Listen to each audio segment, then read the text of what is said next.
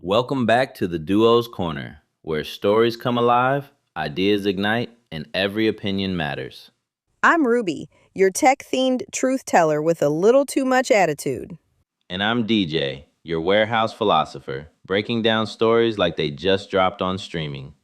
This is the Duo's Corner Breakdown. Let's start with the version of you They're the all world reacting. knows best. The I'm just polished watching. one, the capable, Every story has layers. the one that knows when to smile, Every when to truth nod, when to has say, a cost. I'm good, even when life is chewing through your soul like unpaid rent.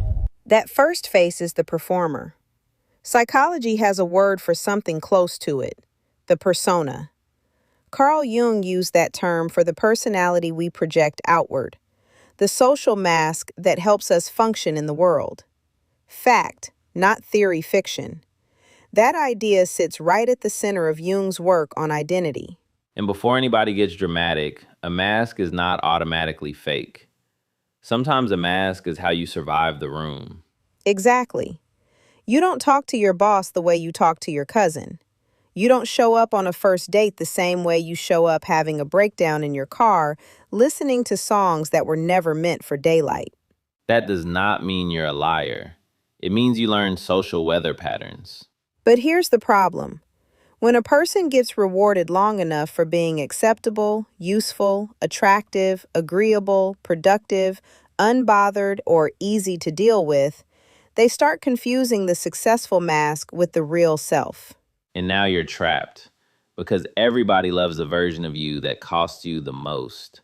That's the first face, the face built for applause. Some people aren't lost because they have no identity. They're lost because their most rewarded mask got promoted to CEO. Now let's go deeper. The second face is not the one you perform on purpose. It's the one that gets built through other people.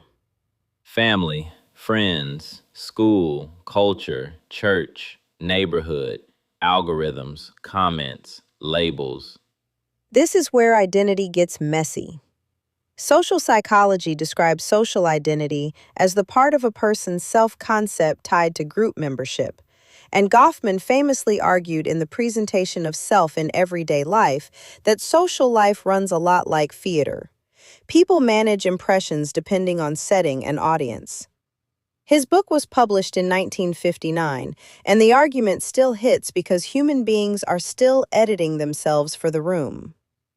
So now your sense of self is not just who am I, it becomes who am I when I'm with these people? Who am I supposed to be in this role? Who do I become to stay loved, safe, respected, or untouched? That's why identity confusion is not always internal weakness. Sometimes it's social overload. Too many mirrors, too many audiences, too many performances running at once. At work, you're the responsible one. At home, you're the fixer. Online, you're funny. In private, you're tired. And somewhere in the middle, the real you is sitting in the corner like, so are we ever going to discuss me? That's the line right there. Because a lot of people do not know themselves outside of reaction. They know who they become for people. They know who they become against people. But they do not know who they are in stillness. That second face is the mirror-made self. Not fully fake, not fully free, just heavily negotiated. You call it personality. Sometimes it's just adaptation with good lighting. Now we hit the third face, and this one hurts. Because this face is the one inside you that keeps saying, I should be better by now. I should be further by now. I should be more disciplined, more healed, more successful, more spiritual, more desired, more certain. Psychology gives us another powerful frame here. Self-discrepancy theory. Edward Torrey Higgins published it in 1987. The basic idea is that tension grows when your actual self clashes with your ideal self or your ought self, the version you think you should be. That mismatch can fuel shame, anxiety, guilt, frustration, and chronic dissatisfaction.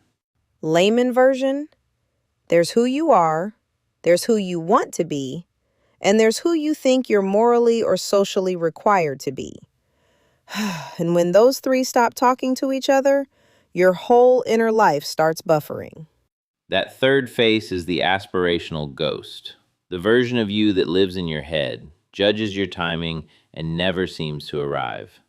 And this is why so many people say, I don't know who I am. What they often mean is, I only know who I've had to be, who people think I am, and who I'm failing to become. That's not a small realization. That's the whole earthquake. Because when the performer, the mirror-made self, and the idealized self all start competing, your identity stops feeling like a home and starts feeling like a group chat with no moderator. And every version of you thinks it's helping. The worst identity crisis is not becoming nobody, it's becoming too many people at once. So let's clear something up. The answer is not to destroy every mask. That's childish. Human beings are social creatures. You will always adjust somewhat to context. The goal is not mask removal, the goal is mask awareness. Yes, because healing starts the moment you can name the faces without worshiping them. Ask yourself, which version of me only appears when approval is on the line? Which version of me was built from fear of rejection? Which version of me is exhausted from trying to become worthy? And then the real question, who am I when nobody is grading me? Who am I when I am not selling, performing, proving, fixing, impressing, or surviving? That answer may not come fast. It may come in fragments, in silence, in boundaries, in grief, in honesty, in the weird feeling of disappointing people who only liked your costume. And let's be real, that part is ugly. Because authenticity has terrible customer service. It will absolutely ruin your fake piece. But it gives you your life back. Fact and interpretation need to stay separate here. Fact. Psychology supports the existence of outward social presentation, social role-based identity, and distress from self-discrepancies. Interpretation. What many people call an identity crisis is often the collision of those forces in everyday life. That interpretation is not a clinical diagnosis. It is a human reading of the pattern. Maybe you don't know who you are because you've only met yourself in performance. Maybe the real you has been buried under politeness, pressure, ambition, trauma, and survival strategy. Maybe you were never one face. Maybe you were always a house with too many rooms, and nobody ever taught you how to walk through it with the lights on. So here's the work. Notice the mask. Notice the mirror. Notice the ghost. Then stop asking which one wins. Ask which one tells the truth. Because the strongest version of you is not the loudest one, the prettiest one, the most productive one, or the most approved one. It's the one that can stand in the dark, drop the script, and still say, I'm here, I'm complicated, and I'm finally meeting myself. This is the Duo's Corner. And maybe the reason you don't know who you are is because you've been introduced to everybody except yourself.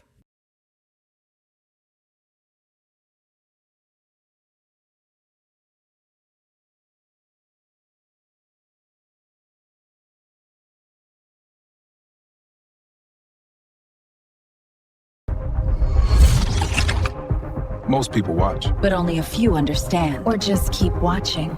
We know you're curious.